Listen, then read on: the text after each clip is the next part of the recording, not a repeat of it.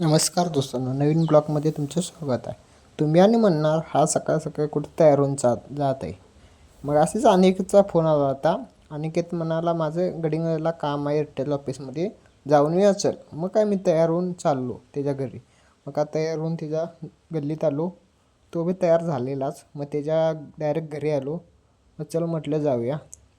हे बघा, ह्यो पण तयार झालेलाच माझ्याच वाड्यामध्ये बसलेला. मग काय दोघे मिळून निघालो की. मग असं निघाला दोघं मिळून गप्पा गोष्टी मारत.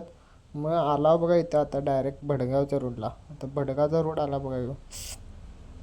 मी इथं भडगाव पुलाचं काम चालू आहे, त्यामुळं रस्तं बिस्तं करत आहे, त्यामुळे धुळा जास्ती उडत आहे.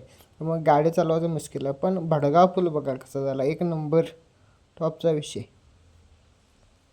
भडगावचं काम एकदम मजबूत झालेलं आहे आणि एकदम जलद गतीने बांधत आहेत. हे बघा, नंतर असं सरळ आलं सगळ्यांनी इथं एअरटेलचं ऑफिस आहे. तिथंच आमचं काम आहे बघ. इथं सरळ भडगाव रोडने यायचं, डाव्या साईडला वळायचं, हत्तीरगा हॉस्पिटलच्या समोर हे बघा एअरटेल ऑफिस आलेलं आहे.